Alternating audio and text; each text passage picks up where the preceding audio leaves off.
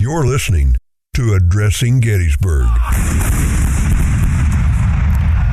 You know, when I had Jake Busey in here the other day, he actually thought that was Sam Elliott. I used to think that too. Yeah. You mentioned it's not. A lot of people Whoever think that. does that is... And I hate to break the fourth wall, but that is not Sam Elliott. What? You should get that guy to do John Wayne doing it. Oh, that'd be great. Oh, from the grave. Pilgrim. From beyond the grave. This is Addressing Gettysburg. Hello, Pilgrim. That'll be the devil. We're talking about Daniel's Brigade. It is time yet again, ladies and gentlemen, for the Get Out of the Car tour season. And Lewis Trott, licensed battlefield guide, is with me, as well as Joe. How you doing, Joe? I'm doing great, thanks. You're welcome. And we are talking about Daniel's Brigade today. Lewis has put together a fantastic schedule of tours for 2023. And for those of you who say you guys don't do enough Confederate stuff, well, I think last year's tours and this year's tour schedule could possibly, if you were honest with yourself, you would go, maybe I jumped to a conclusion there and I rushed to judgment, and maybe this is a long game they're playing, and Confederate stuff will come out as well, because that's part of the story, ladies and gentlemen. What good is Batman without the Joker? So, Daniel's Brigade on July 1st, 1863. This will take place on April 15th, 2023. Suddenly, we were on the brink of a chasm in the railroad, since known as the Deep Cut. Although they were new to Rhodes' division, Daniel's Brigade proved their worth on the afternoon of July 1st, 1863, as Confederate forces began to unhinge the Union line northwest of town.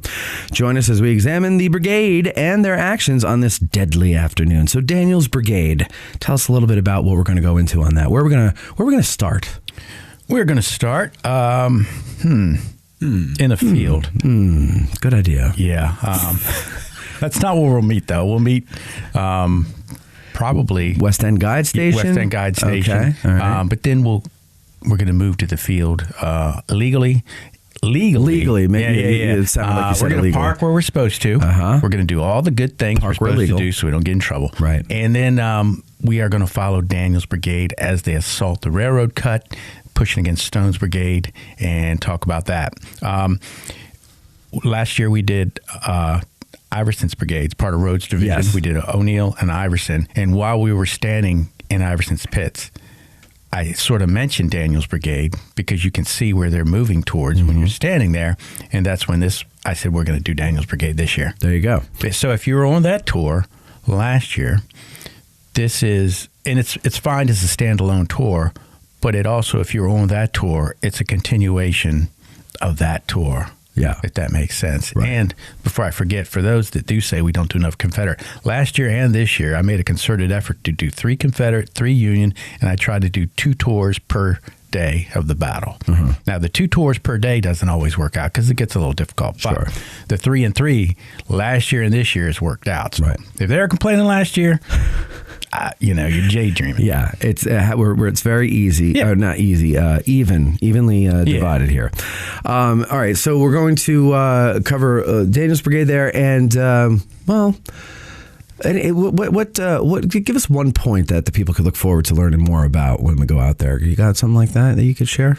I think the fact that Daniel's Brigade is new to Rhodes' division, it's new to the Army of Northern Virginia, and you think about what we talked about on the last tour, O'Neill and Iverson, the difficulties they had, and Rhodes is a new division commander, the difficulties he had with those 2 brigades, and part of it's his responsibility, a lot of it is, but then we watch how Daniel's Brigade reacts to orders and stuff, and how they're interacting with a portion of Iverson's brigades, and then Ramsey's brigades coming in behind them. The difference in command style that we have here. Right. And then the ferocious fight that Stone's Brigade puts up against them. I'm not going to say that the first day is my thing. I'm interested in the first day. I think the second day is my thing. Yeah. Because so much stuff goes on the second day. But the first day sets up the failures, for me, on the Confederate side for the second and third day, and that's due to the defense that the Union Army puts up. They get pushed off those ridges back towards Cemetery Hill. So if you just take that as a standalone day in a fight, it looks like they've lost. But they don't lose.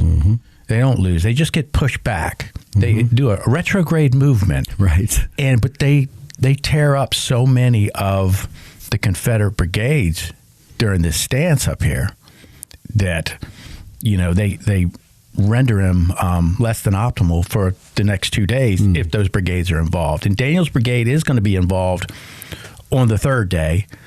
I'll mention it and just briefly say what they do on the second and third day, but we won't get into that fight. So they will be in action again on the third day on Culp's Hill. But, Stone's brigade puts up a hell of a fight up there by the railroad cut. And the other brigades that we know or units that we know fight in the railroad cut are who?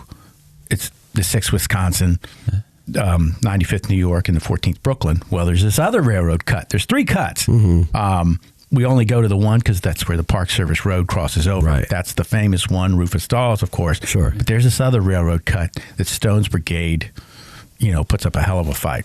Where's the third one? It's further south, or they would be east. I always say south because you're coming in towards town. Like later with the 16th Maine when they're... No, that's if you stay on the if you're at the middle railroad cut, facing Oak Hill, you hang a right down the railroad tracks, you'll come to the next cut. There's some placards down there that I went down there. If you hang out there in wintertime, you can see the little train depot where they're doing maintenance on the trains. Yeah. And there's some plaques, War Department plaques down there and stuff. Really? I see. I've never gone exploring down there. I haven't either. You got to get out of the car, man. Yeah, I know. I guess I got to take my own advice. Wintertime stuff is. Yeah.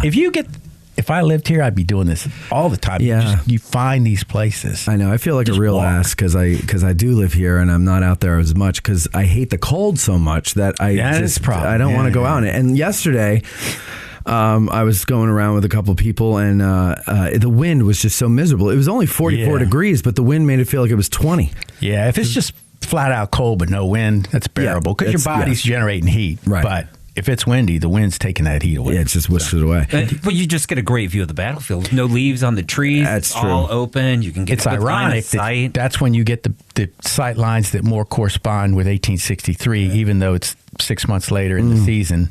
It's freezing cold. But there's so many trees that have grown up in establishments and whatnot. So. Yeah. The trees that grow along Willoughby Run between McPherson and Hers Ridge really ruin the view because they weren't there at the time of the battle. And that undergrowth, the farmers' animals would walk through that area and eat it all up, and you wouldn't have all that low undergrowth. That was Culp's Hill's problem before they cleared it out. Right. Now you can see forever. Well. Not in wintertime you can see forever. Yeah. Even in summer, you can definitely tell there's a difference. You can look down the hill. You can see Forbes Rock now. Yeah. Before you had to, put on your pith helmet, go looking for Merriweather or whoever. All right, so that is on April 15th, Tax Day. So you can cure your tax blues by coming out with a good group of people. We're going to meet at the West End Guide Station. We're going to learn about Daniel's Brigade. Hopefully the weather will be nice. April's always tricky.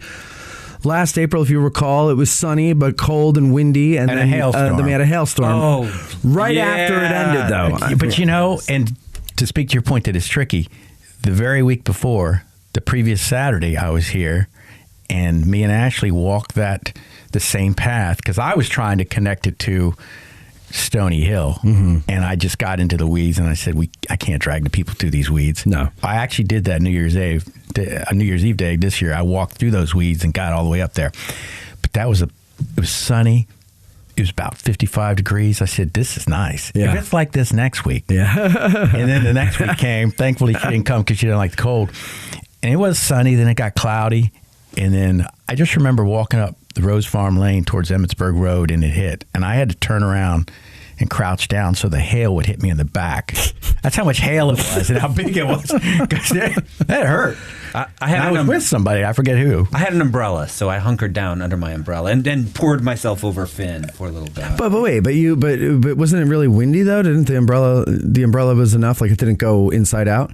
No, it was. Oh. No. You got a heavy-duty umbrella. Better than no umbrella. Yeah, well, that's true. That's true. I had no umbrella. I just had a hat. Yeah, I didn't have anything either. Yeah. I just crunched down and let it hit me in the back. Hail, I don't mind. It was if it was raining, that would have been the bitch of it, you know? Like the hail's fine because it just bounces off you. Yeah. But it was Although just one got weird in my that eye. It came out of nowhere. It did. At least it waited till the end. It did. No, that was the perfect part. Was like as soon as you're like, all right, thank you, everybody, goodbye, and then all of a sudden, hail. Right? Hail, there's hail. Your tour incurred the wrath of God.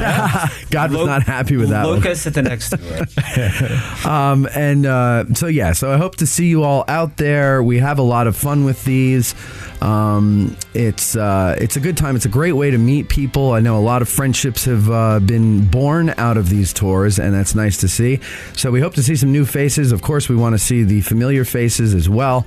April 15th. Tours always start at 10 o'clock unless otherwise noted. And so get there, between 9 and 9:30, something like that, so you can get to find parking and all that jazz.